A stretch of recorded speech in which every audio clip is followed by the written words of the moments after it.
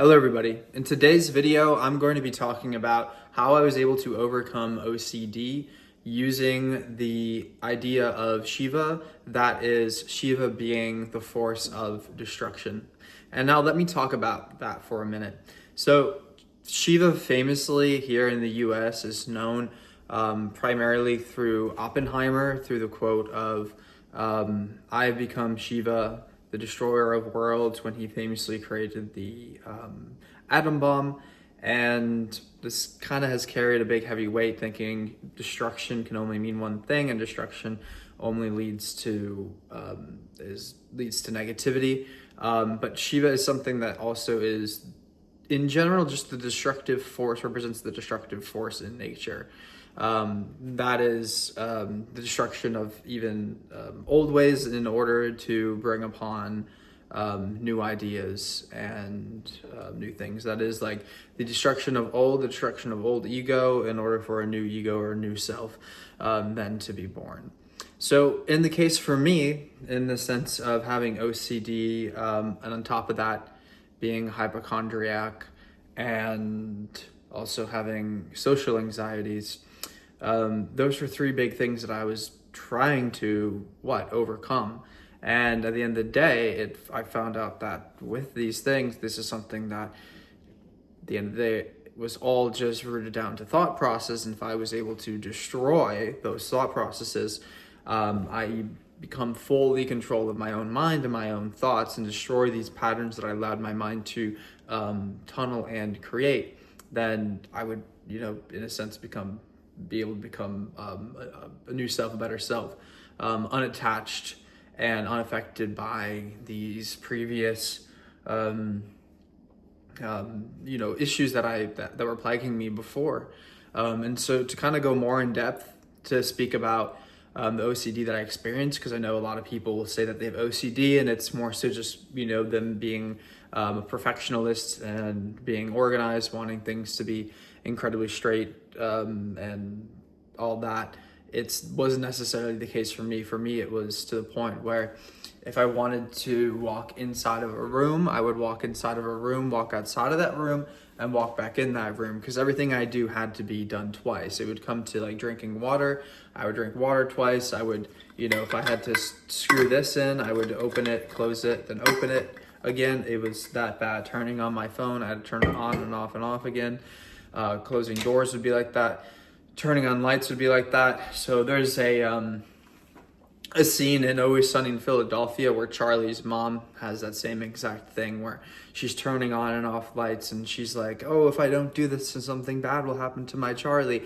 And that's exactly what I was in, is when I was growing up, it was being stuck. If I didn't do something a certain number of times, something would feel off, and if something felt off, then something bad would happen. And so I was stuck with that for quite some time, up until when I got to college and I had a roommate. I was like, okay, I can't be turning the lights on and off multiple times when I have a roommate. So I started to try to kind of work on that, tried to mask that, and tried to, not really show people that that's something that I had that was going on in my mind.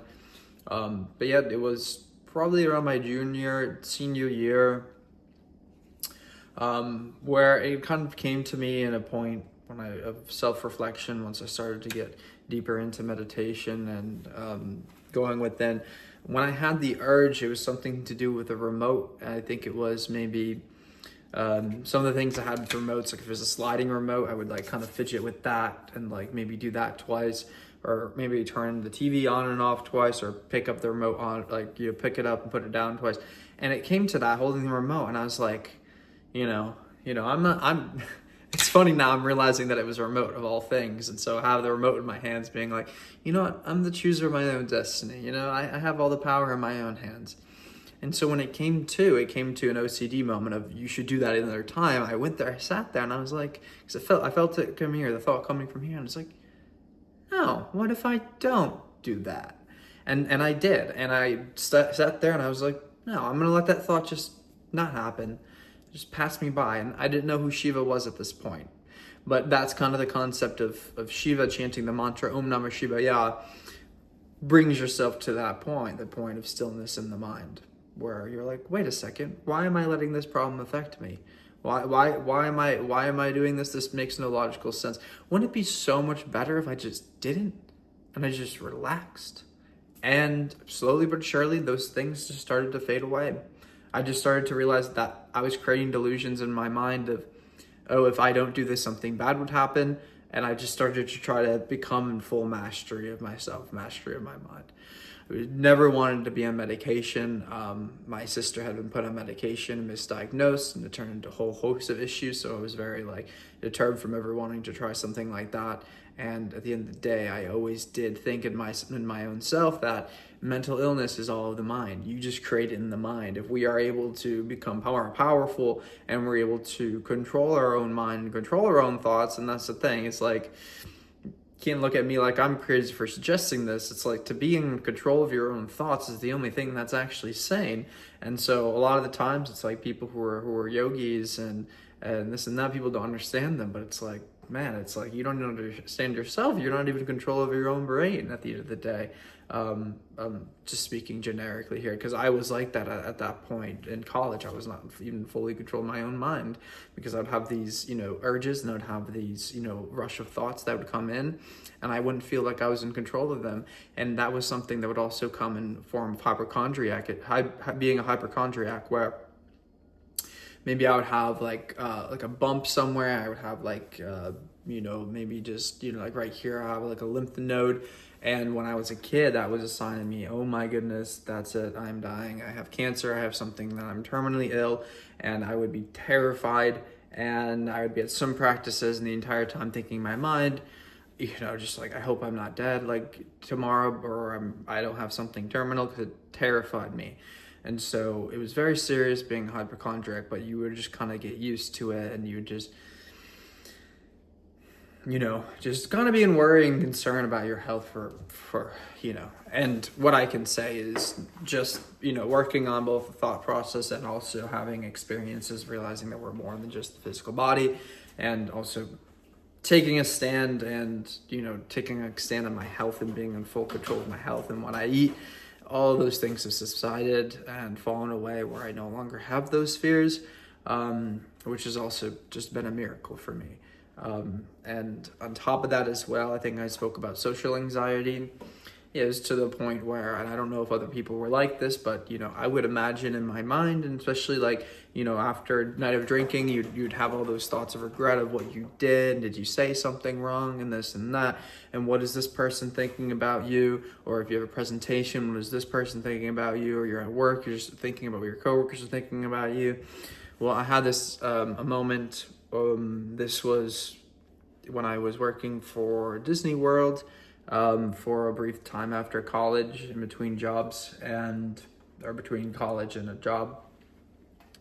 And this was around the time I met my ex, and also before I met my ex, it was the first time I listened to a Shiva mantra. I had a body experience where I fully sat out of my body, but I was sitting out on the grass nearby where I had that out-of-body experience in that room, and I was sitting out on the grass, and I was just thinking about how, I was in this new Disney program. I just had left college, so it was, leaving one friend group, jumping into a new friend group, and just kind of realizing, all those things that I, what I thought of, what did other people think about me in college? None of that really mattered. I'm in a whole new place. None of these people know me. And, they're thinking about, what these new people were thinking about me. I just learned, what am I doing? I'm like, I don't know what the other person is thinking about me. I don't know what someone else is thinking about me. I don't know what's going through their mind. I don't know what they've been through. I really don't. And it's exhausting at the end of the day to try to think and imagine what everybody else thinks about me. And then at that point, I was just like, screw it. I was like, I don't care anymore. It doesn't matter. And there was an Osho quote that I had heard kind of before around this time, where he was talking about only the present exists. The past doesn't exist. The future doesn't exist. Think too much about the past, it'll bring on depression. Think about too much about the future, it'll bring on anxiety. The only thing that exists right now is this present moment. We can't go anywhere. And that stuck with me as well. And so I was just like, from here in the present moment, sitting in this grass, nobody's around me. Why do I care about judgment? It's just me. It's just me sitting here. This is very peaceful. And then from that point forward, every conversation that I would have with people, I wouldn't care. I wouldn't imagine what they were thinking of me. I wouldn't care about their judgment at all. And it was so freeing. But it was something to the point where I remember telling someone about this, and I was like, I just started like just not caring at all what people think. I just be me, and like I just imagine basically that nobody else can think. Not that I'm like being neglectful of emotions, but just imagine that no one else can think that way. If they have something to say, they can say it. I'm not going to go and impede in their mind and guess what it is that they're saying. But I told someone that, and they were like, "Well, like you have to." They're kind of giving me the face like, "Well, you have to be worried about like what the other person might think of you." And I was like, "Well, with good intention. If you have good intention in mind, then you can go around freely, not caring about what other people think, because you had good intention in your heart. If you have good intention in your heart, if somebody is in a bad mood, no matter if you did a good or a bad thing, right, like that person's going to take it negatively because that's their perception. So I don't allow somebody's negative perception to influence me.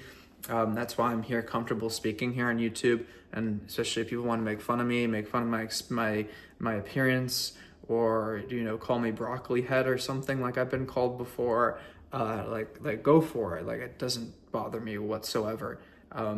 It genuinely doesn't. And so it's very freeing and very powerful. And so it's like, why not take that stance to be like, I don't care what other people think about me.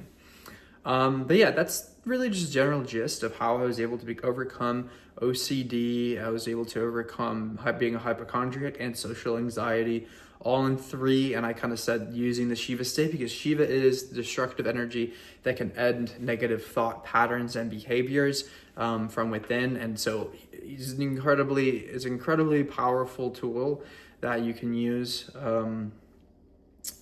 And yeah, without further ado, thank you all so much for joining me today. Jai Mahakal.